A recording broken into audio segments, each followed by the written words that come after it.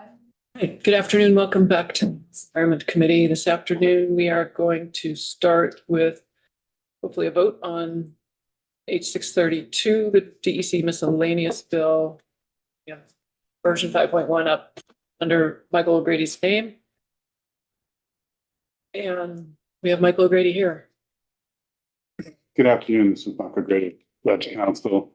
There were only 3 changes in the draft from what you saw earlier today. I can just step through those if you would like. Sure. First is on page 25. This is in that section of law related to dam alterations where you want to have the department notify the project applicant when removal of the dam may be more appropriate. It had previously said that removal of the dam. So that's the only change there.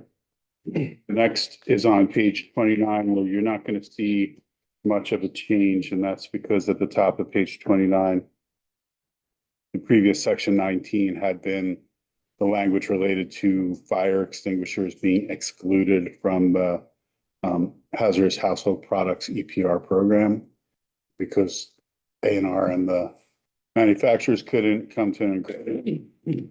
That was removed. You directed it to go to the Senate. And then the last change is just a technical change. It's on page 32. It had said that the Agency of Natural Resources tire report was going to be reported to the hose committee on the environment. Right. We like HOSE. So. prefer house. Thanks for catching it. Great. Final thoughts or questions, Michael or Representative Chapin? I'm just on the dam removal piece. Because there's already what page is that on? 20? 25. Yeah, that's my question.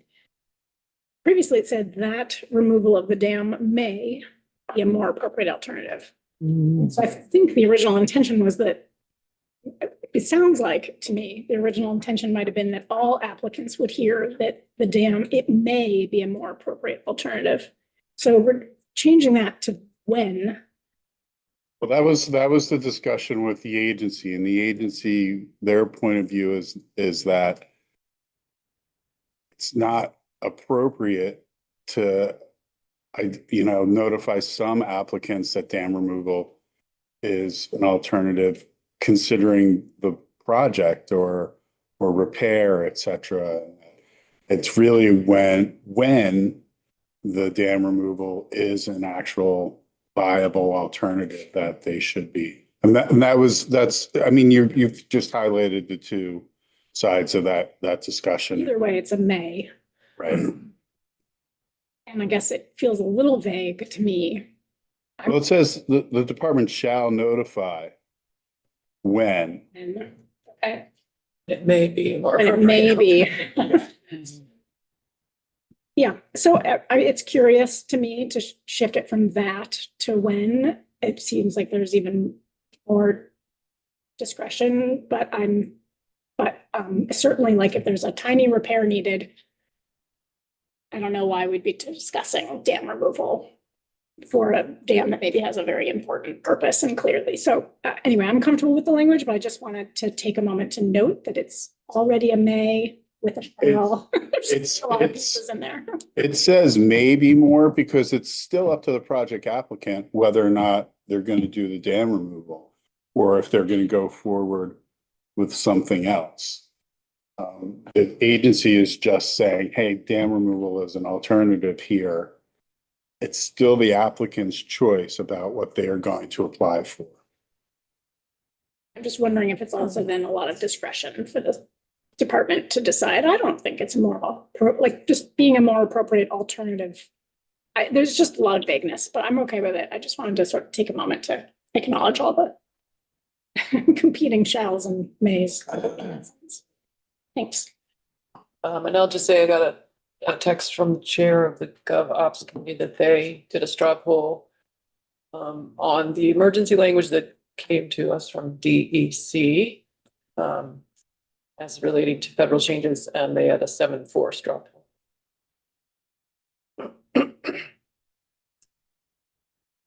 I don't think the other two committees have reported a straw poll, but they were fine with the language that as it was in the CAFO and the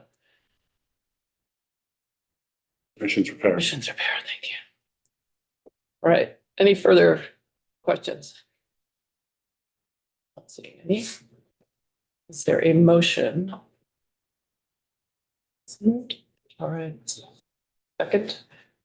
So you are moving, but do you want to say your motion? I move that we pass H 632 as drafted in draft 5.1. Seconded by Representative Logan. Is there further discussion? So, I do have actually a question for Michael. We did remove some pieces from this bill, but what remains are parts that have been brought to us by the Agency of Resources. Is that accurate? Or maybe there's parts that weren't. There was one part that wasn't, and that was the dam removal. That was brought to you by advocates. Remember, they brought the ecological restoration general permit, and that was refined down to that language about dam removal. Everything else was either in the DEC original introduction or subsequently requested by DEC. Entire. Right. So I just want to be clear in my head that these are things that the administration is asking us to do for them. Yes. Yeah, we actually have H204 on the agenda for tomorrow, but that report is taking the place of H204. I'm sorry, could you repeat that? I'm just saying, we have H204 on the agenda. Oh, yeah, but H204 I thought was back on the wall. That's my point. We need to take it off the agenda. We have Okay. one for tomorrow. We replaced it with the Audible. Yeah. All right, further discussion? Clerk shall commence to call the roll. Rep. Austin, yes. Representative Chapin, Yes. Representative Hoyt, Yes. Representative Labor, No. Representative Logan, Yes. Representative Morris. Yes. Representative North, No. Representative Pritchard, Nope.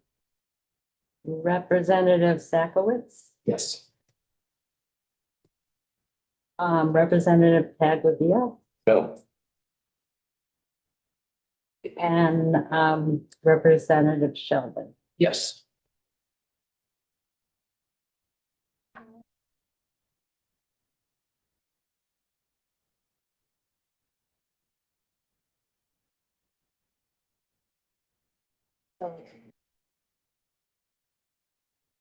Seven yes and 4 no. And Representative Hoyt will be the reporter of the bill. And I think you can actually submit a PDF. If you're able to, Michael and Kat will make sure you have a PDF. Okay, I do need to take some of that highlighting out. Yes. And so, I mean, I might have 15 minutes between now and my next meeting. we'll work on getting you 15 minutes. Okay. And then it just needs to be into the clerk's office by like 3:30, well, or when, yeah. We'll just let them know we passed the bill out, and then it'll be great. And so we will move on. And your brief introduction and then walk through of 652 from Representative Page. And then we'll walk through it with you. Okay.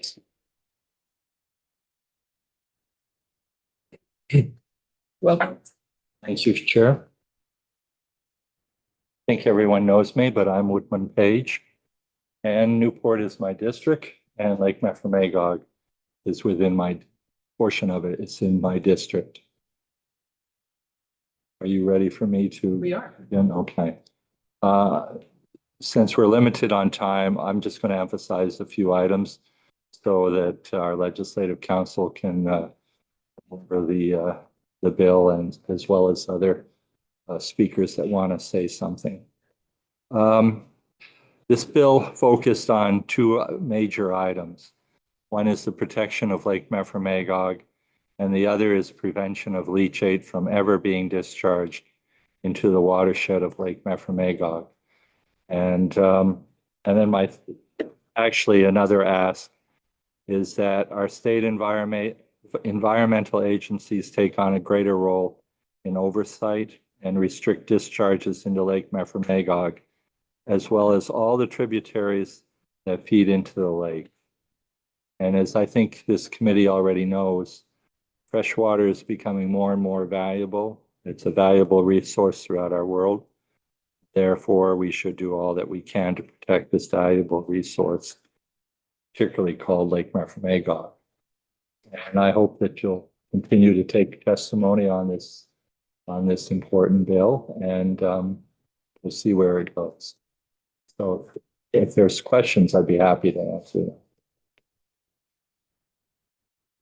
I have some questions, but I suspect that your witnesses are going to cover the topic. I'm sure they will. Yeah, thank you. You will. Thank you. Thank you all.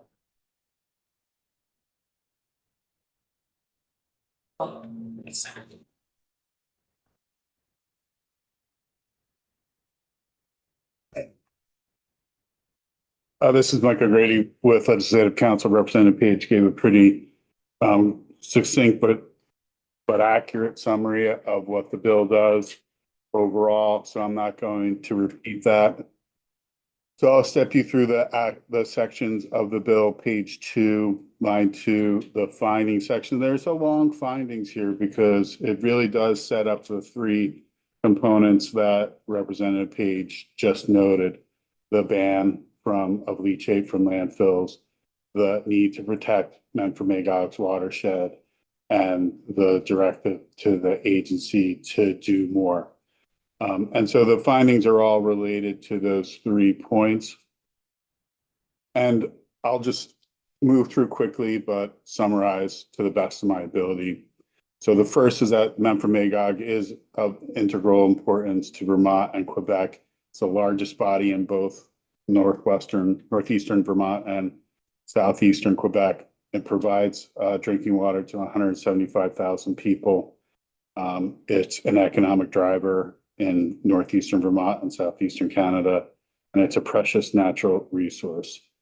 And that the Vermont agencies, environmental agencies, need to take on a greater role in oversight and restriction of discharges that may cause impairments to the flow into Lake Memphremagog, as more than 100 permanent or intermittent tributaries feed the lake.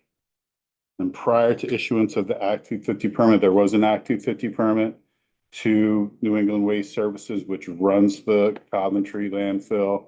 It does prohibit the disposal of landfill leachate. Before that, there were 15,000 gallons per day of toxic landfill leachate disposed of, including untreated PFAS in Newport's wastewater treatment facility. Current leachate treatment systems are incapable of removing all hazardous PFAS. Therefore, Memphremagog must be protected from chemically contaminated discharges into the lake and watershed that are proven to be harmful to human health and the environment. And PFAS contamination in Memphremagog has been identified by numerous reports by ANR, and it has measured highest of all surface water salmon pulled for PFOS at mid-lake, which is a 70% of the maximum contaminant level. In another ANR study, it was determined that 4 species of fish in Memphremagog were sampled and analyzed for PFOS. And the city of Newport's wastewater treatment facility measured higher for PFAS and any other Vermont wastewater treatment facility sampled. There's also another USGS study that found a prevalence of 30% of adult brown bullhead had malignant melanoma, and there are no cancerous bullheads found elsewhere in Vermont. PFAS chemicals are proven to accumulate in the environment and bioaccumulate in organisms, including humans. PFAS are proven to cause harmful health effects, including up to 10 types of cancer. As more PFAS chemicals enter the groundwater and surface water, levels of these chemicals will increase, lasting for decades and longer. And then to address the environmental and public health concerns for disposal of PFAS to the waters of the state should permanently prohibit the discharge of landfill leachate, treated or untreated, anywhere in the Memphremagog watershed, either by direct discharge into the watershed or by discharge into a wastewater treatment facility that discharges into the Memphremagog watershed. So those are the findings. And then you come to the substantive prohibition. This is 10 VSA 1259. This is a section of law in the water pollution control chapter in Title 10. 1259 relates to discharges, direct discharges to the waters of the state. And you'll see at the bottom of page 5 that no person shall discharge leachate from a landfill or a solid waste management facility into a water within the Memphremagog watershed, regardless of whether the leachate has been treated or is untreatable. Now, I want to stop there. A solid waste treatment facility is management facility. A landfill and a solid waste management facility are two different things. Like your transfer station or your solid waste management district, that is not a landfill. That's a transfer station. It's a solid waste management facility certified by A&R. There is potential for leachate from those facilities. And so this prohibition would apply both to landfill and to those solid waste management facilities where there is PFAS leachate. I just wanted to put that on the table. It's not just, but technically anymore, there's one operational landfill in Vermont, but there are many solid waste management facilities. Are there others besides transfer stations? Yes, anywhere that's managing waste for or an ultimate disposition, whether it's disposal or recycling, anything else where they're managing waste. Now it would prohibit PFAS leachate, and so that is something that you're not going to find everywhere. And then on page 6, a prohibition on the discharge of PFAS into a water within Memphremagog includes prohibition on direct discharges and the prohibition on the transfer of the leachate to a wastewater treatment facility for subsequent discharge. So I think many of you know that the landfill has been collecting leachate either under a pilot project or just permanently now, and transferring it to wastewater treatment facilities for some treatment. There is some treatment that's ongoing, but not according to many full treatment. And consequently, there is PFAS entering watersheds from the landfill. And this would prohibit both that direct leachate discharge from the landfill and a transfer to a wastewater treatment facility for subsequent direct discharge from that wastewater treatment facility. One of the things to recognize is that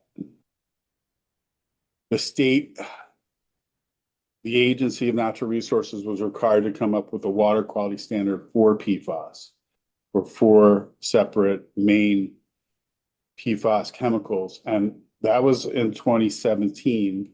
The agency at that time said they needed more time because of the complexity of the issue. And the fact that they wanted to work with regional entities to come up with a standard. They are moving towards that, but whether or not they are implementing it is the question I have for them. And that's, I think, an important question, because you might hear from some advocates that with a surface water quality standard, there is safe discharge.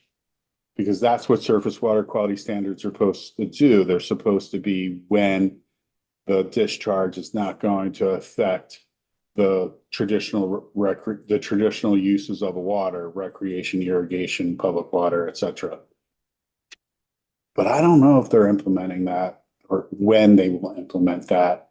And then it's a policy decision for you all to determine whether or not there should still be a ban, even if there is a water quality standard that's supposedly safe. So that's, I'm just trying to tee up something that you might hear in opposition to this. But I think that's more of a policy decision for you all, whether or not you think there should be PFAS leachate going into waters for the many reasons that are set forth in the findings section of this bill. Any waters?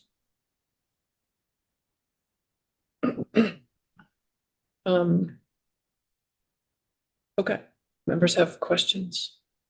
Representative Chapin. Are compost facilities sometimes considered solid waste management facility? It depends. After the compost wars, there are some compost facilities that are on farms that are considered farming. And the rest of them, or most of the rest of them, need to have an A&R solid waste facility certification.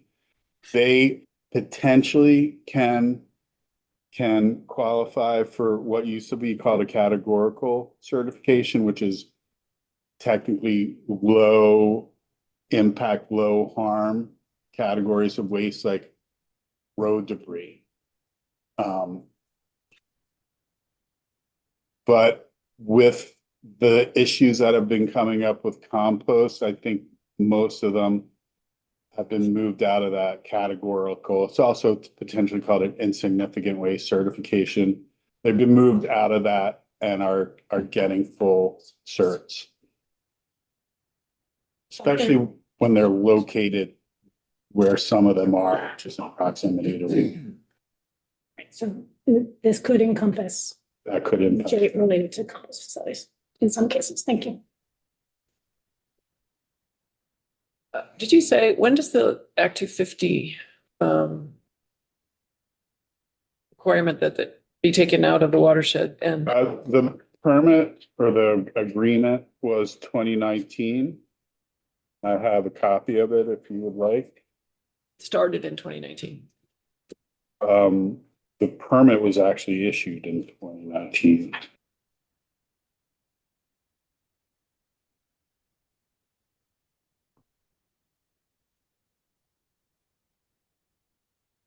But is the ban expiring? That's what I thought that's why this was coming up. It's partly why I think what certifications are on a regular interval. And so every 5 years, sometimes 10 years, you have to go through you have to go revisit the process and what conditions you want on an operation of the facility. And that is partly what I believe this is about.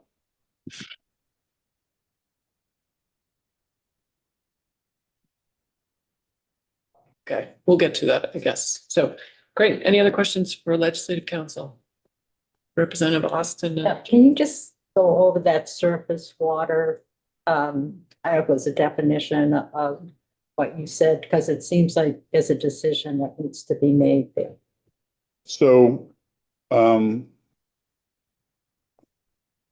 Federal Clean Water Act requires states to come up with standards for how they determine their water is clean, or standards that support all the traditional uses of the water. And there are different types of water quality standards. Some of them can be very technical. They're called QBELS, water quality based effluent limitations. And some of them are more narrative, like how the water supports aesthetics is a standard. And so the General Assembly directed A&R to come up with a water quality standard for PFAS for specific versions of it. And the agency's moving towards that. I just don't know if they've actually implemented them yet. You have a follow-up on that topic, or because, It's a different topic. Landscape. okay, Representative Norm. Okay, thank you, Chair. Just a clarification, Michael, it's the last sentence here, page 6, lines 4 and 5. Starting on line 3, where, prohibition of the transfer of the leachate to a wastewater treatment facility in Vermont for subsequent discharge into a water within the Lake Memphremagog watershed. Just so for subsequent discharge, does that include after processing? If the wastewater treatment facility had the capability to process PFAS and extract that from the wastewater, it would that's- not be allowed to be brought to that wastewater treatment facility. Currently, underneath this language, it would not be allowed, but that's because there technically is no equipment that I'm aware of that can actually clean it all out. So subsequent does mean even after all the processing that's done. Mhm. So, okay, so this negates the transfer of such leachate to anything within the Lake Memphremagog watershed. For discharge, you can landfill it.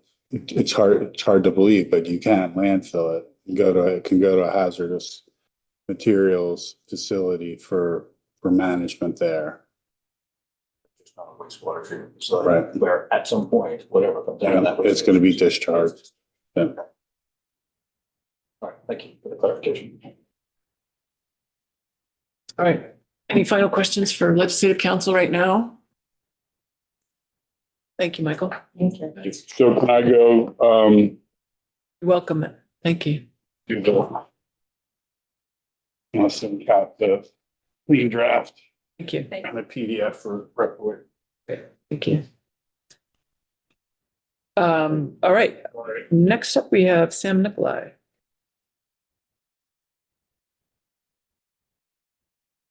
Good afternoon, committee. Great to see you again. I'm Sam Nicolai. I'm Vice President of Engineering and Compliance for Casella Waste Systems. Glad to testify today. So we oppose this bill, but perhaps not for the reason that you might think. So the bill would, as discussed, would prohibit the potential discharge of landfill leachate, treated or untreated, no matter what happens, in the Memphremagog watershed. There is no current discharge into the Memphremagog watershed, and there are no plans to change that at any time. To give clarity to the earlier question about Act 250, so the Act 250 permit was issued in 2019. At the time, it contained a 5-year moratorium on any changes to go back into the city of Newport. So the moratorium has expired. However, the permitting requirement still remains. So if we wanted to make that change, we would have to go back to Act 250 and get a modification to the permit as well as a permit from the Agency of Natural Resources to make that change. So that's what's happened. Moratorium has expired, but not the permitting requirement to do so. So if the leachate doesn't go to the Memphremagog watershed, where does it go? Many of you have been to the site, have seen the treatment facility. I'll remind you, we treat on site and remove the PFAS.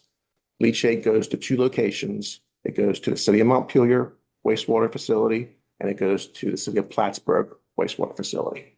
So the city of Montpelier discharges into the Winooski River. That goes into Lake Champlain. City of Plattsburgh also goes into Lake Champlain. So we oppose the bill not because of any desire to lessen protections on Memphremagog, but to say Memphremagog is critically important. It needs to be protected. It's the drinking water source for several hundred thousand Canadians. But Lake Champlain is a jewel and needs to be protected and is the water source for drinking water for several hundred thousand Vermonters. We don't think Memphremagog should have any more or any less protections than Lake Champlain or any other water body in the state of Vermont.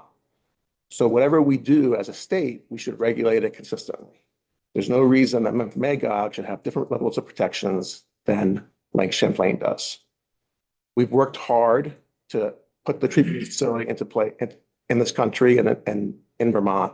You may be aware there's roughly 2,500 landfills in this country.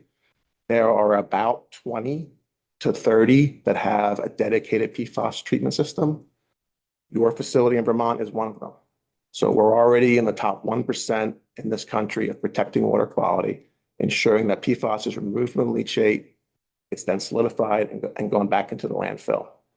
We think that's a great solution. We hope that you're proud of that solution. We certainly are. We advocate continuing to do that. Yes, the Agency of Natural Resources, as well as the federal government, continue to look at standards as to what's appropriate. The permit that I have today is a technology-based standard. It says we're going to evaluate the technology, determine what it can what remove, and then implement standards based on that technology. That was done because there was not agreement at the time as to what number should be put into place. That provided a solution, and that solution has allowed the treatment system to go into place in 2023, years before it would have otherwise without a solution to what that number is. There are no surface water criteria in the state of Vermont, and there are no federal surface water criteria for PFAS whatsoever. So we have a PFAS removal system. It's working. I would advocate that the Agency of Natural Resources continues to regulate it. If there are changes this committee or any want to make to improve water quality, then it should be done consistently throughout the footprint of Vermont. Let's not pick one watershed to say that it's more important than some other watershed. Drinking water needs to be protected. We all agree that, but it needs to be protected in all the watersheds. We oppose the bill because it singles out Memphremagog and says we want a different level of standards for Memphremagog that we're not going to require for Lake Champlain. We don't think that's a good idea. We think that we should continue to work with the agency, advocate as we need to. We certainly are doing our part in trying to be collaborative and come up with solutions. We continue to try to find ways to permit and expand the technologies. We continue to advocate both at a regulatory and a legislative level, give us tools in order to do that.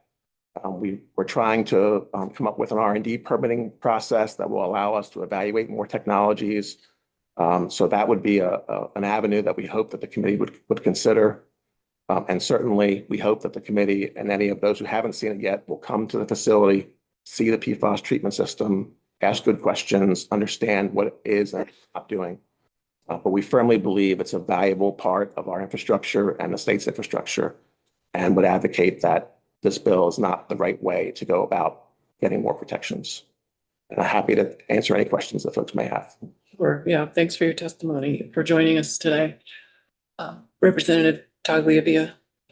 The treatment that you do for the PFAS currently, where you solidify it, if that was to become standard statewide so that none of the PFAS, the water would be, the leachate would be sent to any treatment centers, what would that do to, number one, the cost, and number two, the ability of the landfill to be able to absorb that additional solid waste? The leachate generated by solid waste management facilities, other than the Coventry landfill, is fairly small, other than probably Moortown's leachate. So it is true that we would need to be cognizant of leachate that comes from transfer stations, leachate that comes from composting facilities. But I would tell you those are minuscule compared to the number of gallons that the landfill is producing. So if we had a requirement that was different for the transfer stations or the composting facilities, certainly going to add cost, but I would tell you that it could be managed. Moortown might be a different animal. So you do have one other landfill that's still producing leachate. It's certainly not anywhere to the level that an active facility is, but it still produces a sizable amount of leachate. And there would need to be a solution, for that leachate. I can imagine sending leachate from Moortown into Coventry would not be popular for a lot of reasons, and probably not a great solution. And we certainly have not advocated for that solution.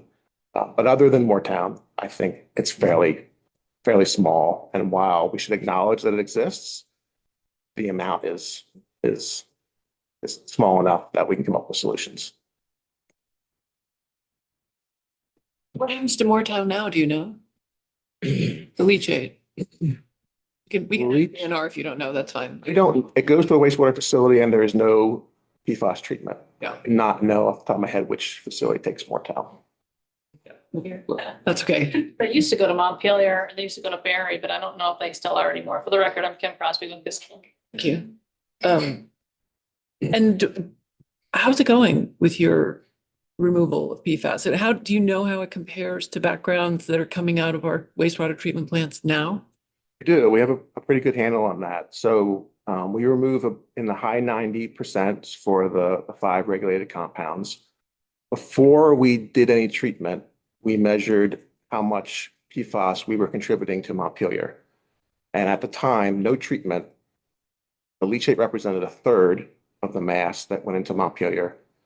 2/3 comes from all the residential, commercial facilities that go into Montpelier. So that sort of gives you an idea of the level of treatment. Even when there was no treatment, the landfill gave you about 1/3.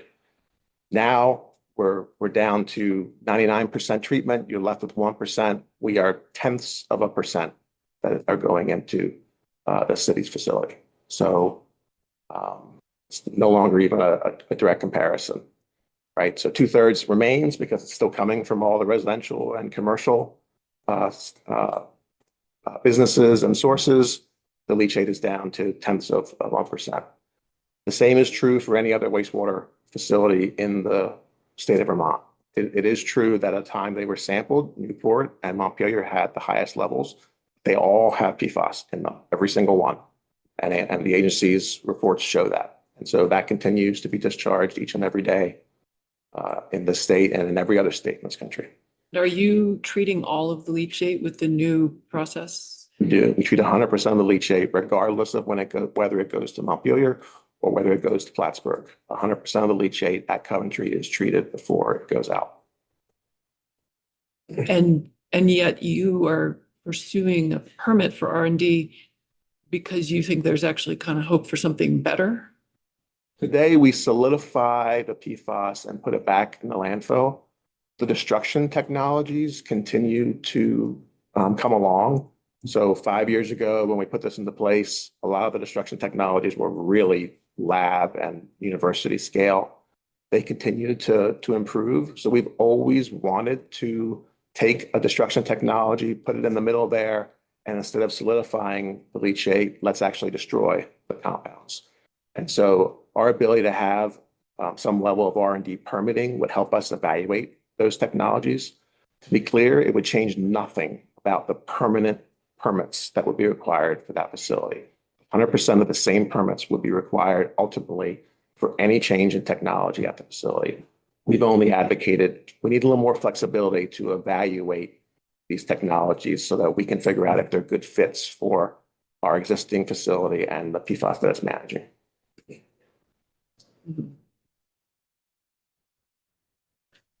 Just want to follow up for a minute on the volume of the consolidated or solidified, whatever remains after you're treating it. How much space is it taking up on a, I don't know, annual basis or? Negligible. So we produce in the neighborhood of 50 to 100 gallons a day of the foam. So then we allow that to build up and then solidify it directly with concrete. Or we've been passing it through a media, letting the media remove the PFAS and then taking the media and solidifying it with concrete and putting it back into the landfill. So it's not meaningful in terms of the volume that the landfill is taking. So, landfill takes roughly 2,000 tons a day of waste. And we're talking, less than a ton probably per week, if that. So it's not a meaningful amount that contributes to the landfill. It's really cool to me. Representative Todd Levy. I don't know if you're able to do this, but with respect to the size of this room, how long would it take you to fill up with the final product, the PFAS combined with concrete? How long would it take you to fill this room with that product?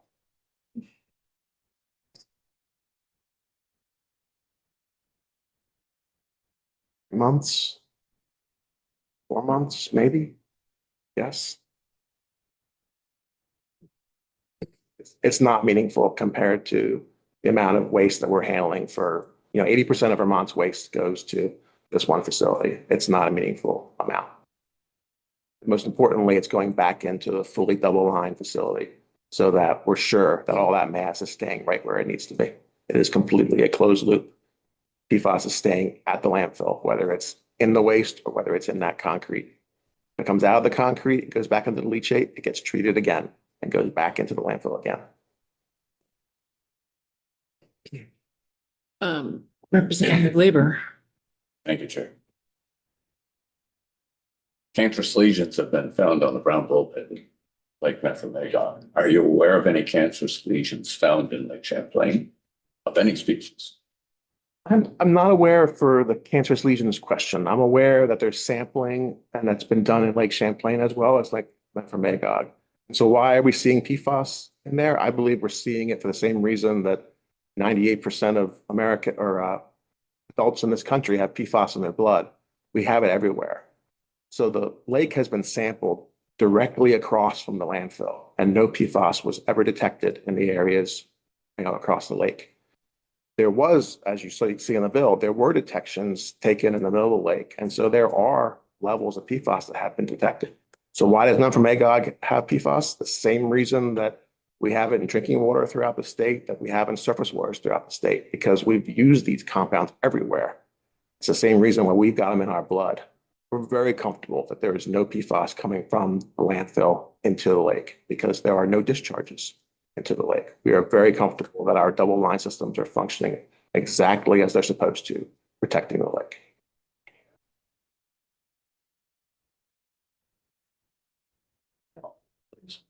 Thank you, Chair. ANR and their Canadian counterparts have sampled Lake Memphremagog, mid-lake, and found that PFAS was registered at 2.8 parts per trillion. And yet you're saying there's nothing going in. I guess my question is this a legacy PFAS, and where would that be coming from? So I come back to, why does the city of Montpelier's wastewater plant have 2/3 of the PFAS in it that's not coming from the landfill? Why do all the wastewater plants in Vermont have PFAS in them, although they have nothing to do with landfill leachate? Because we're seeing those compounds everywhere. We're seeing those compounds in rainwater and in crazy locations. They've found PFAS in the Arctic and the Antarctic. I'm comfortable that the landfill is doing what it needs to do to protect the lake, and we're doing everything we possibly can to ensure that that is the case. But I believe that you're seeing PFAS in Lake Memphremagog for the same reasons you're seeing it in all these other places. We've had the news last week of the 3 Olympic athletes who were disqualified for using PFAS containing ski wax. I just think of it as an example of, even now, we've still got these products all over the place that no one's thinking about, and they're showing up in these crazy locations. And, I view that very similarly. We've got to get these compounds out of our society and stop using them. But Lake Memphremagog has PFAS in it for the same reason that we're seeing it all over the state, because we use these compounds and have for decades, not because they're coming from the landfill. That's what I firmly believe. Can you imagine a future where we're going to be able to use the technologies that you're developing to help us remove the PFAS from our surface waters more globally? Home fractionation, which is the technology, is used for groundwater and surface water. So, places that have like PFAS cleanups from a spill or from manufacturing do use similar technologies. It's not used for wastewater discharges. So I don't think you'll see a world that we have that kind of treatment at the end of our wastewater plants. I think they're going to have to come up with probably different solutions for that. But in answer to your question, I do see, very similar types of technologies, and where we have a contamination, let's say from an AFFF spill, or, a manufacturer has been cleaned up where you have groundwater, surface water, I do think you could have some very similar technologies. 2.8 PPT is below the drinking water standard. It's a really, really low level. So could you treat the lake to try to get 2.8 PPT out? No, probably not. There isn't any way to actually treat that. Doesn't mean it's not important. Doesn't mean that we don't need to be trying to find ways to get PFAS from going into any lake. But that's probably not viable to have a lake treatment. 2.8 is what's coming out of your, no, 2.8 was the detection that was referenced oh, at the lake. Maverick. mid-lake that was sampled. But can you remind me though of the removal? How you're measuring the success of your your pre-treatment? And so there are 5 compounds that are regulated in Vermont for drinking water, right? We already talked about there's no surface water standard, but there are 5 that have drinking water. So those are the 5 that we monitor most closely. We get 4 of them. We get between 98 and 100% removal. The 5th one is a little bit more difficult. We get 70 to 80% removal most of the time. Certainly there are other shorter chain compounds. So the list of PFAS is longer than 5, but the 5 that are regulated, because they're the ones that have the most concern, those are the ones that we're tracking most closely. And as I said, we're getting high 90s for 4 and 70 to 80 for that 5th one, which puts us in the mid to high 90s overall.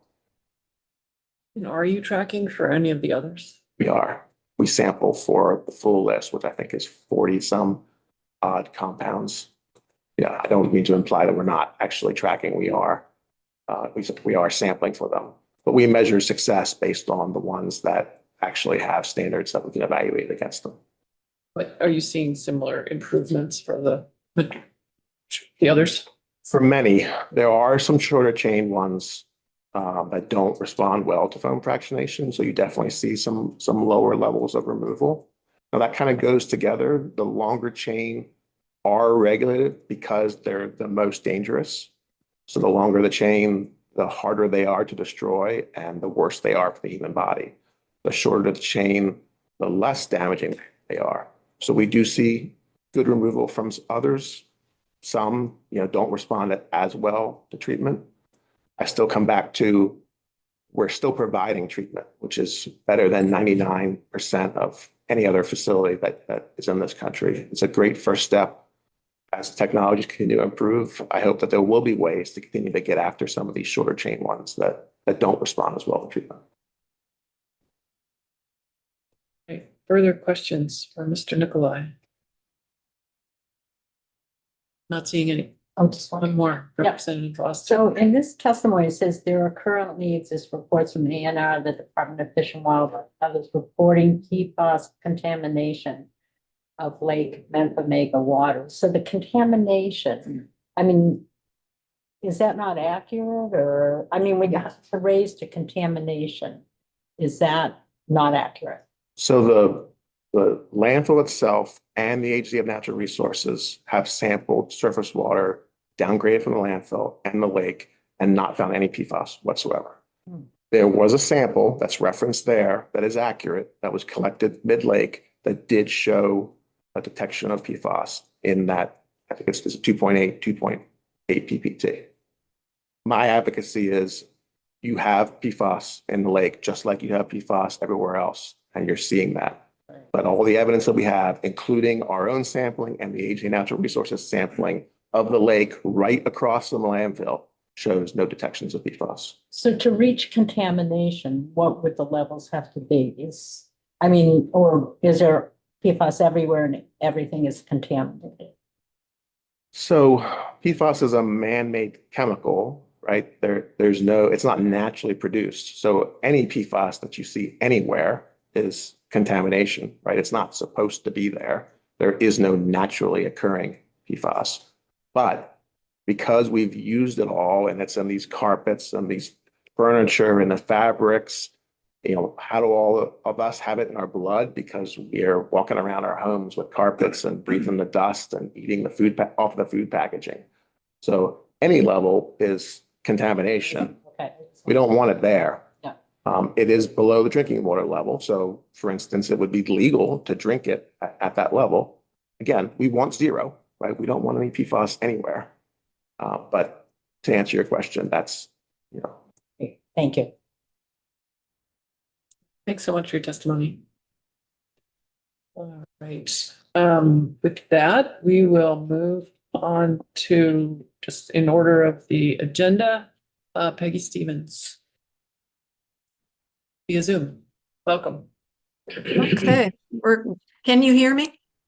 Again. Okay, I'm sending a request to share my screen. Should be And able to. while Polly's doing that, I'm just going to introduce us. And thank you for inviting us to testify today on H652. And I think that you'll hear that our testimony refutes much of what Mr. Nikolai just offered to you. We want to emphasize that all of our statements are evidence-based and they're largely informed by ANR research and reports and other science research reports. We also want to acknowledge the partnership of Don't Undermine Memphremagog's Purity or DUMP and Memphremagog Conservation Incorporated, MCI. Both are grassroots volunteer organizations focused on protecting the watershed and water quality of Lake Memphremagog. It's a precious international resource, and the alliance of those two groups is an example of international cooperation at its most essential. I think we are going to offer you many reasons why Memphremagog should have more protections at this moment than any other water body in Vermont. And that does not mean that we are not very concerned about the water quality of Lake Champlain, which is a drinking water resource for several 100,000 Vermonters and 215,000 Canadians. So in total, about 400,000 Canadians are drinking, their drinking water comes from water that's been contaminated with Vermont's leachate. So I'm Peggy Stevens. And I'm Polly Jones. And Peggy and I have been working with DUMP as well as with legislators like you and the state solid waste management and water quality divisions in recent years to shine a light on the concerns we have for Lake Memphremagog's water quality. We are also concerned about PFAS chemicals in the waste stream and the threat to our environment from PFAS in landfill emissions. We've come to realize that the only way to make real environmental change is through legislation, and we thank you for listening to us. Our presentation today focuses, of course, on House Bill 652, the bill to prohibit discharge of landfill leachate, whether it's treated or not, anywhere in the Memphremagog watershed. Sponsors Representative Woody Page and Representative Larry Laber are joined by 19 bipartisan co-sponsors. We feel that this degree of support is evidence that when it comes to protecting our environment, political party is irrelevant.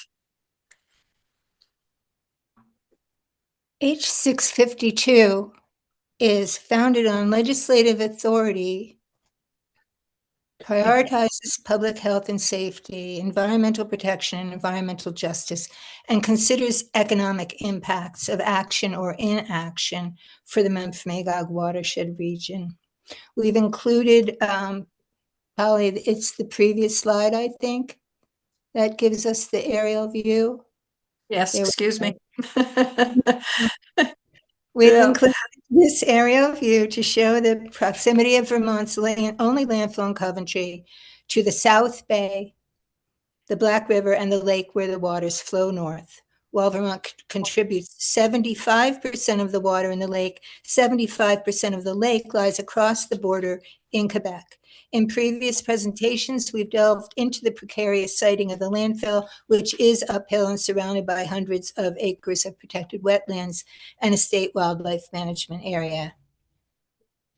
Now we can change. You've heard that, you've heard it said that PFAS are ubiquitous. We heard it today, implying that there's nothing to be done about them, but that's a fallacy. There's plenty that can and must be done. For example, H652 would prevent the discharge of landfill leachate in the watershed. Leachate, even after its current treatment, contains many harmful PFAS chemicals that accumulate and persist in the environment and all living things in that environment. So while landfill contaminants are unfortunately not the only threat to the lake, prohibiting discharge of landfill leachate into the watershed is the most immediate and effective way to curb additional harm to the water quality. Why H652 and why now? The Act 250 moratorium on leachate disposal into the watershed is reaching its expiration date. Also of concern, a dump public records request for information provided 2020 ANR inter-office communications discussing the reasonableness of discharging treated leachate directly into the Black River.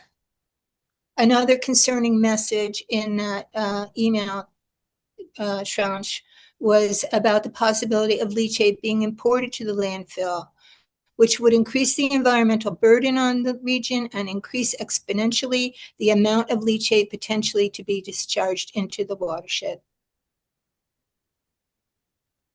Existing Vermont state law, historical international treaties like the 1909 Boundary Waters Treaty and the Stockholm Convention all support the environmental and moral imperative to protect water quality.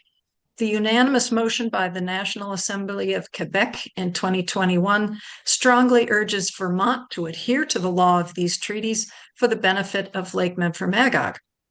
The lake, as it has been said over and over, is the drinking water reservoir for now 185,000 Quebec neighbors, many of whom are also family and friends.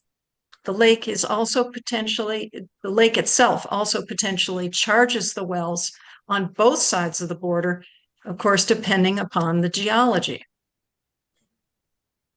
The threat of leachate discharge to the health and well-being of all living creatures in the watershed, especially humans, cannot be overstated.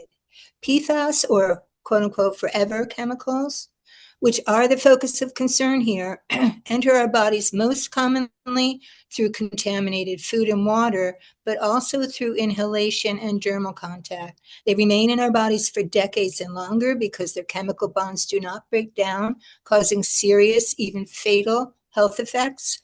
The current leachate treatment method, the SAF system, does not capture many harmful PFAS chemicals, allowing them to escape into the environment. We know that landfill PFAS can escape to our environment via leachate discharge, but also runoff, breakouts through landfill liners and caps, and through air emissions. Evidence from the state and News Vermont reports indicate PFAS chemicals found in leachate have also been measured in landfill groundwater monitoring wells for years. Evidence exists that PFAS contamination is already present in Memphremagog surface water and also in its aquatic life. The experimental SAF system on-site has been shown in other applications to achieve removal rates of between 70 and 99% for long-chain PFAS. But removal rates for some short-chain PFAS are below 30%. Short-chain PFAS are as or more harmful as long-chain PFAS. So clearly, many PFAS chemicals are escaping capture. David Burns, who is the lead scientist for the SAF system we are currently using, is quoted as saying, "Of course, there is no suggestion that the treated landfill leachate should be used directly as potable water or allowed to discharge or otherwise migrate into receiving waters reserved for drinking water use." In 2021, the Vermont DEC and the Vermont Fish and Wildlife tested for PFAS in 19 sites in northern Vermont. PFOS, just one of approximately 15,000 PFAS chemicals, was measured in Memphremagog surface water, as we have heard today, mid-lake at 2.8 parts per trillion. It is the highest of any surface water sampled in the study. 2.8 parts per trillion is 70% of the maximum contamination level of 4 parts per trillion. And for your information, 1 part per trillion is equivalent to 1 drop in 20 Olympic-sized swimming pools. That gives you the idea of how toxic PFAS are. You may have heard that these levels are trace amounts. However, trace amounts are hazardous. For PFOS, there is no safe level of exposure without risk of negative health impacts. In 4 species of fish, PFOS was present in their tissues at significant levels. PFAS in fish tissue is measured in micrograms per kilogram or parts per billion. As you can see, if you convert parts per billion to parts per trillion, the level of PFOS in these fish is concerning and demonstrate harmful bioaccumulation. We must do everything possible to limit further contamination of the lake. H652 will benefit the water quality by prohibiting the discharge of any more PFAS chemicals found in leachate into this already contaminated ecosystem. Lake Memphremagog has the dubious distinction of being the only water body in Vermont that is home to cancerous brown bullhead. The sick fish on the left exhibits the black cancerous lesions. You'll also find kidney and liver lesions inside the afflicted fish. USGS surveys from 2014 to 2017 found that 30 to 45% of adult brown bullhead in the lake had malignant tumors. These sick brown bullhead have only ever been found anywhere in the world in environmentally contaminated waters. While no causative link has been made to PFAS, there are many potential contributing factors, including environmental contaminants found in landfill leachate. Landfills worldwide are among the top 4 industrial environmental polluters. The Coventry landfill is no exception. This graphic shows the pathways in which PFAS in landfills can escape into our environment, even in a lined landfill. Vermont's environmental justice law protects communities from disproportionate environmental burdens, such as polluted air and water. The pollution of Lake Memphremagog's water quality is documented. Our environmental justice law also protects marginalized communities and requires that the voices of vulnerable residents be incorporated in decision-making processes. The communities in the region nearest the landfill are among Vermont's most economically challenged and remote. The landfill is out of sight and out of mind of the municipalities in Vermont that generate the most waste. The entire Tri-County Northeast Kingdom contributes merely 7% of the waste disposed, yet bears 100% of the environmental burden. It is only just to send the leachate produced from that waste back to the regions that generated it. Even after leachate is trucked off-site, PFAS chemicals will continue to contaminate our region. Discharge of landfill leachate into the watershed is not the only way PFAS enter our environment. Even the most well-constructed landfills eventually leak. State landfill inspection reports again confirm breaches in landfill caps, leading to breakouts, releasing leachate and gas emissions to the environment. And as I've said earlier, test results have documented the presence of PFAS in landfill groundwater monitoring wells for many years. It's also important for us to know that groundwater and surface water are one system. The environmental injustice of citing Vermont's only landfill at the head of Lake Memphremagog cannot be overstated. Even after landfill closure, leachate will continue to be produced and require management for decades to come, perpetuating environmental injustice long after another Vermont waste management facility is established away from this watershed. Landfill gases are an often overlooked and an even more hazardous byproduct of waste disposal. PFAS and air emissions are present in concentrations that can exceed PFAS and leachate. If you smell a landfill odor, which many in the region do, you're inhaling landfill gases, including odorless PFAS. Landfill gases cause health concerns, particularly for those living nearest to the source. These hazardous gases are carried on prevailing winds for miles before they land on soil and water. The point being that PFAS will continue to enter our surface water even after disposal of leachate is prohibited. This is one more injustice this region will be living with until the strictest monitoring standards and emissions controls are required by the ANR. This means that well after leachate discharge into the water is prohibited, the Memphremagog region will continue to be subjected to hazardous PFAS emissions from the landfill. Environmental contamination affects our regional economy.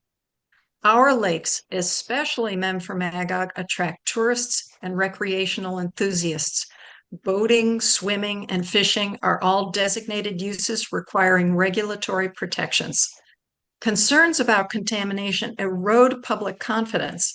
Acting now will demonstrate that our state government is committed to protecting our most precious, finite natural resource, clean water. H652 is also an expression of respect and concern for our Quebec neighbors, who are members of our historically tight-knit international economic community.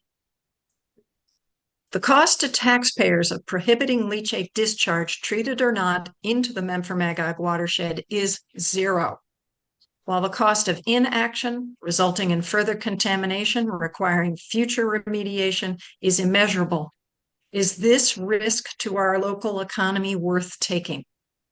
H652 is simple and economical, a solution to an existential problem. Take a quick scan of the timeline of action taken by both DUMP and MCI since 2018. This timeline of protective actions is not reflective of the hours spent preparing for countless public meetings or providing written and oral comment and testimony. It does document efforts by both environmental organizations leading to the introduction of this bill, H652. If you see over on the right, on the timeline, the H652 and the parallel resolution that is now circulating in Quebec, both are after the same goal, to prevent the future discharge of landfill leachate into the Memphremagog watershed. What's not on this timeline are actions taken by MCI over 20 years ago. Starting in 2004, MCI began working with Quebec municipalities to obtain a 5-year moratorium, 2005 to 2009, prohibiting News VT from discharging leachate into our lake. Finally, in 2010, 16 years ago, and thanks to continued pressure from MCI, the Waste Management Best End landfill in Magog was closed, and leachate has been trucked out of the watershed ever since. What an achievement. What will Vermont do to match that? If the shoe were on the other foot, and instead the lake flowed from north to south, with Quebec contaminating Vermonters' drinking water, we would demand and expect action. H652 is the obvious next step, prohibiting discharge of landfill leachate, treated or not, anywhere in the watershed. Remember David Burns' quote, "Of course, there is no suggestion that the treated landfill leachate should be used directly as potable water or allowed to discharge or otherwise migrate into receiving waters reserved for drinking water use." That's it for our presentation for now. I don't know if you want to turn to our friends from MCI or whether you want to entertain questions. Thank you for your testimony. The slide deck I was looking at has one more slide, but do members have questions? That's reserved in case you have that question. Oh. Okay. Do members have questions? Representative Austin. So have other lakes been tested for PFAS? And if so, what is the?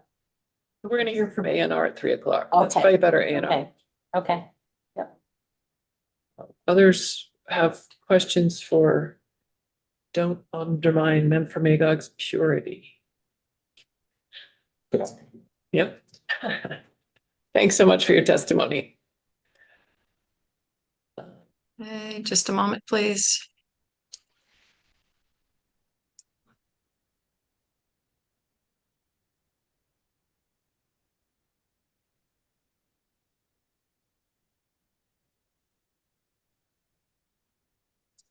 Are the others joining also by Zoom? Robert and Antonio? Yes, we're here. Need to stop the share if that's possible. No, this is this is their slides. These are the slides for MCI. Can you see them? No, Oh, yeah, not yet. No, Oh, okay, just a moment then, and I will redo.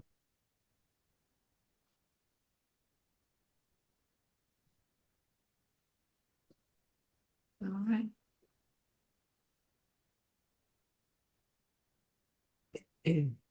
Can you see them now? Yeah, We perfect. can. Yeah. Thank you, Okay, Polly. I'm So MCI is a citizen-led environmental organization in Quebec, founded in 1967, working I'm for the sorry. Yes, sorry. I need you to please introduce yourself for the record. Yes, of course. I'm very sorry. So I'm Antonio de Fruscia, and I will be accompanied by Robert Benoit, and we are board members of MCI. So I will begin the presentation, and Robert Benoit will have final remarks at the very end. Great, go ahead. All right, as I was saying, so MCI founded in 1967, working for the protection, conservation, and improvement of Lake Memphremagog and its watershed for the benefit of present and future generations.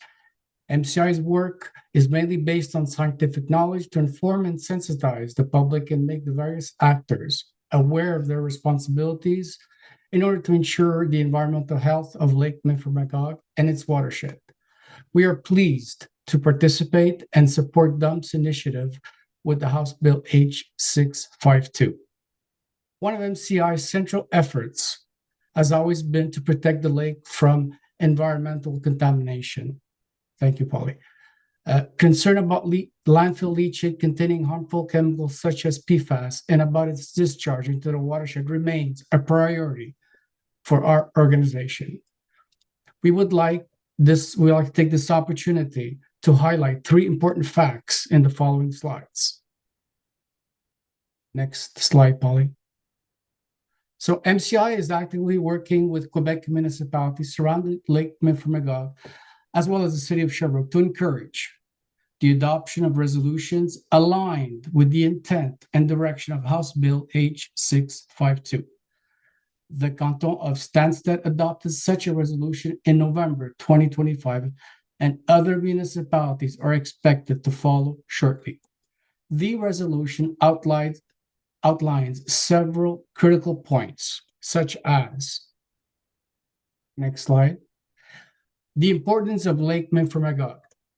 As was mentioned before, the lake serves as a very important water drinking source for over 185,000 Quebecers and supplies water to 5 municipalities. Lake Memphremagog represents a natural and cultural jewel of the Eastern Townships, shared between Canada and the US. Second, leachate contamination threat. Vermont's only landfill generates leachate containing many pollutants of inorganic compounds such as ammonia, nitrogen, and heavy metals, organic compounds, volatile organic compounds such as hydrocarbons, emerging contaminants such as PFAS, and obviously pathogens. The lake flows from South United States to North Canada, making upstream contamination a critical concern for Canadian communities. Thirdly, actions undertaken to protect the lake. So these are all what are mentioned in the resolution. So a ban on discharging leachate into the watershed was implemented in November 2019. But a formal opposition from Quebec municipalities dates back to 2004. with an initial moratorium enforced from 2004 to 2009. Also, current concerns, risk that leachate discharge could resume after the current moratorium expires. Again, presence of contaminants that pose dangers to public health, PFAS contamination already detected in fish species within the lake. Conventional treatment process cannot fully remove these persistent contaminants. New processes to treat them are yet to prove their performance and reliability.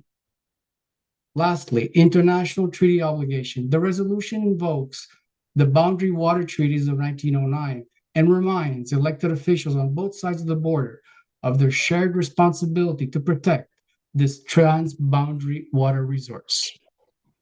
Next slide, please. So in 2021, the Quebec National Assembly unanimously adopted a motion calling for an end to any leachate discharging to the Memphremagog watershed.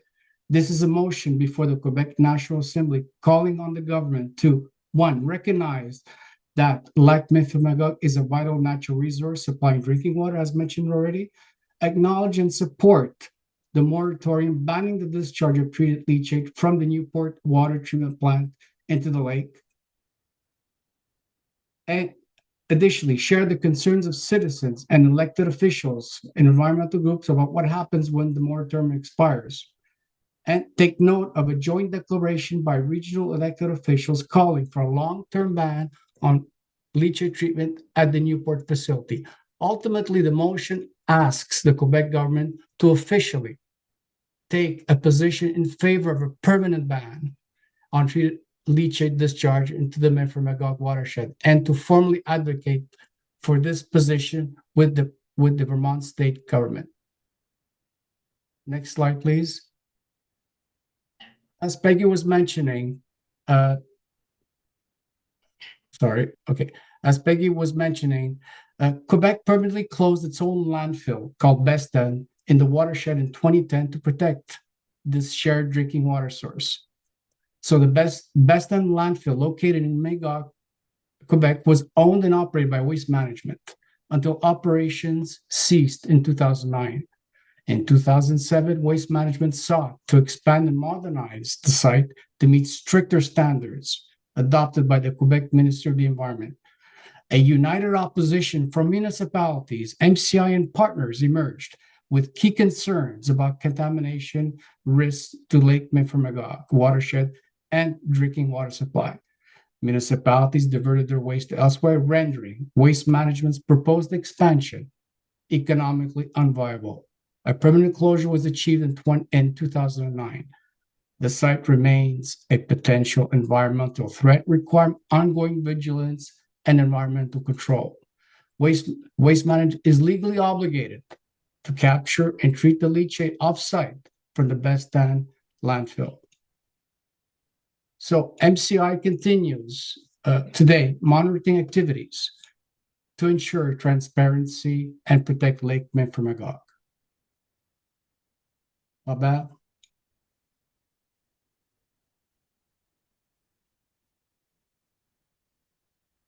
Robert, ton micro, s'il te plaît.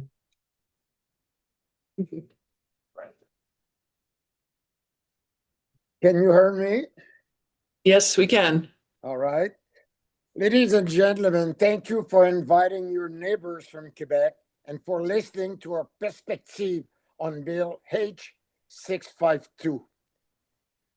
This reminds me of the world of your former president, Mr. John F. Kennedy, in May 1961 in Ottawa. Mr. Kennedy says geographically made us neighbors.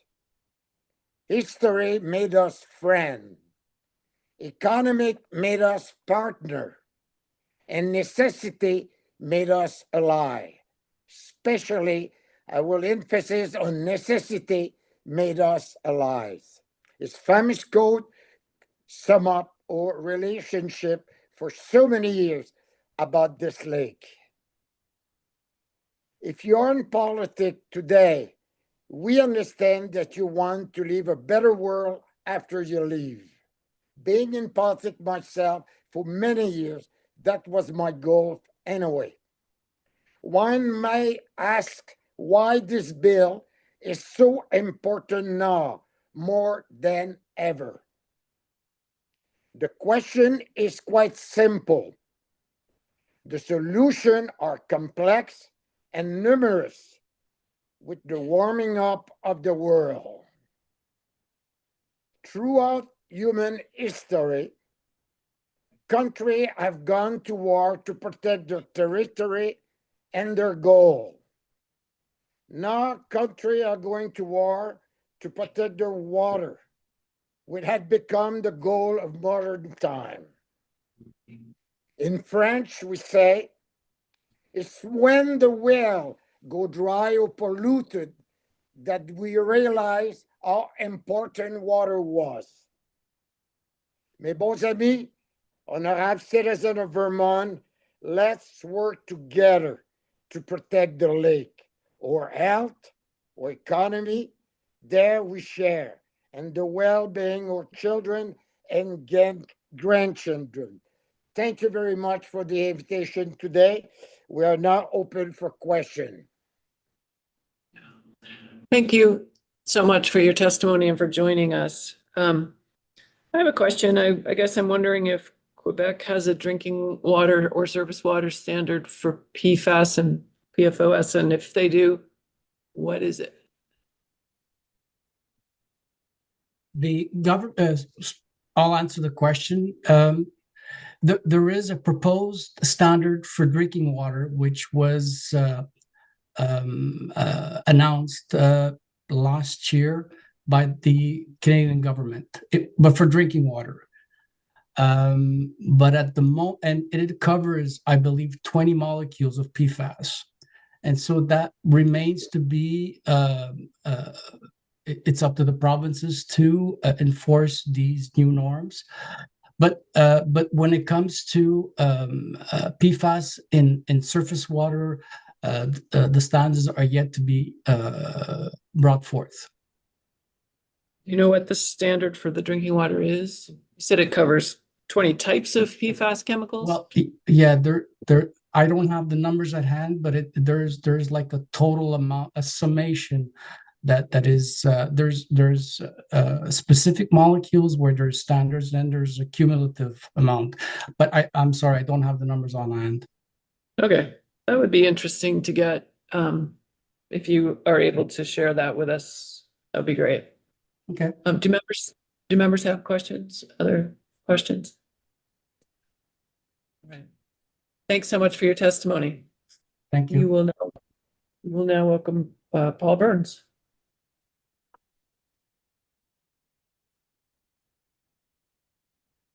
Thank you, Madam Chair, members of the committee. My name is Paul Burns. I'm the Executive Director of VPIRG, the Vermont Public Interest Research Group. I appreciate the opportunity to offer some brief testimony on this legislation today. Most often when we are testifying on PFAS, it's in a different committee, but we organizationally have played a significant role in the General Assembly's consideration of various bills and recent laws that have been passed dealing with PFAS pollution and the and potential restrictions on the use of PFAS in manufacturing processes associated with many different products. And that's fundamentally really what we're talking about today. PFAS, how does it get into to the lake, to the watershed, to the landfill? I mean, it's ultimately, these are a family of chemicals, as you've heard, 16,000 different individual chemicals making up the family of PFAS chemicals. It may be more than that as we sit here. It is, we have great concern about these chemicals in our environment, in wildlife, in our own bodies because of the harm that they can and do cause. And so I appreciate the fact that you're considering this legislation today, obviously designed to prohibit the discharge of leachate, treated or untreated, into the Lake Memphremagog watershed. VPIRG our preferred method of dealing with this problem is upstream. That is, stop using PFAS wherever possible as you're manufacturing various kinds of products. And in fact, in this way, we found common ground with Casella and others who in a sense receive these chemicals in various products that are disposed of. And so I appreciate, in that respect, we have a common interest here in trying to move upstream to the degree that we can and try to prevent workers from being exposed when they're creating these products, people being exposed when they use these products, and then ultimately the disposal and the problems for our environment, our water, and ourselves after that. So I think all that's probably fairly obvious, but it's just useful to provide that context. I think how we think about this issue, how we approach it. And that's why we've worked with all of you and your predecessors to address products as varied as, textiles to personal care products, firefighting equipment to plastic synthetic turf and many other uses of PFAS, nearly all of which one day will end up in a landfill. As that's how we get rid of stuff that we don't need or want anymore here in Vermont. And it's most of that obviously is going to one landfill still operating in the state. So it is a heavy burden. We must recognize that we, as a state, as a policy matter right now, have placed on this region of the state, these communities in this watershed near the landfill. And so we are sympathetic to some of the testimony that you have already heard today, some of the concerns that have been raised. As much success as we might have in addressing PFAS in products that are used or sold in Vermont, for the foreseeable future, we will have leachate coming out of a landfill that has PFAS in it, as well as a kind of a contaminated soup of other chemicals as well. As a state, again, recognizing the heavy burden that we've put on that part of the state, we look not just at the upstream solutions, but then if this is a problem now and for the foreseeable future, we need to be thinking about treatment and treatment processes and how we can have the best possible treatment so that the material that does leach from a landfill is handled in the most responsible way possible wherever it is disposed of. To be clear, we do not, we are concerned about whatever community, whatever water body, whatever watershed is the recipient of leachate from our one remaining operating landfill. And the answer is not really to protect one watershed and sacrifice another. I'm pretty sure we could all agree on that. We should maximize our efforts upstream, keeping the toxins out. We should use the best possible treatment technology before the leachate material is discharged anywhere. And while this bill is imperfect in the sense that it is saying no more discharge of leachate in this watershed, the Memphremagog watershed, because it will still come to Montpelier or it will still come someplace else. It's not unfair to say that this region of the state is receiving a very heavy burden, having contributed ultimately very little percentage-wise to the problem to begin with. That is a truth here. And it's not a bad thing to recognize that reality, it seems to me. It is also potentially true that forcing that material to another part of the state for ultimate treatment and discharge may itself spur further and better treatment, better answers to this material. As an earlier witness said, it's somewhat out of sight, out of mind in the Lake Memphremagog watershed in this part of the state where the landfill is. And if it's treated and discharged there, most people in the state will never give it a thought. And so I'm cognizant of that, and I'm concerned about that. And while I think, again, a prohibition on the discharge in just one region of the state is not a perfect policy solution for the state, But I think that that can help to drive, my hope would be better answers. And so I am sympathetic. I understand the rationale for that. The testimony that you heard is true about the risks there. The people who drink that water have legitimate concerns about possible contamination, both in Vermont and in Canada. So we support this legislation for those reasons. But I do so with the idea that I don't want to just see it go to Montpelier or other places and be discharged. I mean, that's not a great answer. And shipping this stuff in trucks, does create its own hazards and risks as well. So it's not ultimately the best answer, but having less to begin with, improved treatment processes that I think could be spurred on through this legislation. On balance, we think that makes sense. So that is my testimony, and I appreciate the opportunity to share it with you. Right, thanks. Thanks for your testimony. Do members have questions? I see your hand, Peggy. I'm just gonna see if folks have questions for Mr. Burns. Not seeing any.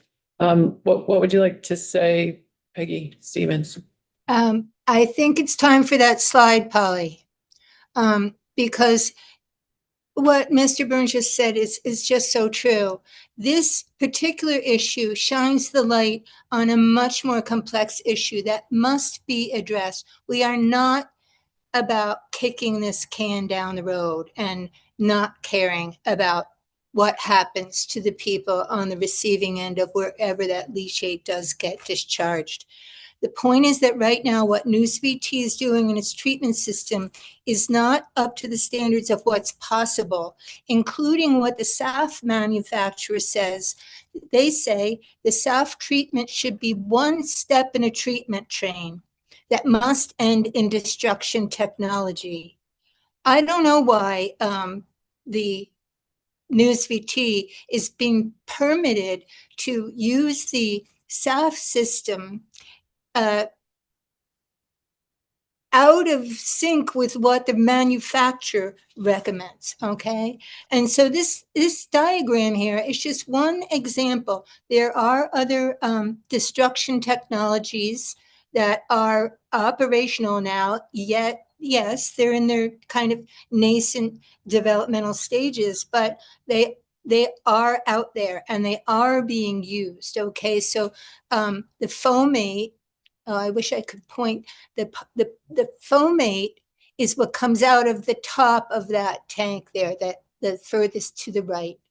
And that is what is supposed to go to destruction. Right now, it is being encapsulated in an adsorbent resin that is then being contained, I think it's what Mr. Nicolai said, in cement. Unfortunately, both of those leach the PFAS back into the environment in the landfill, further concentrating the amazing amounts, horrifying amounts of PFAS, PFOS and PFOA in particular, that are 2 of the 5 Vermont chemicals that they're targeting. And the point is that those should actually be going to a hazardous waste facility, according to the EPA, not being put back in the landfill.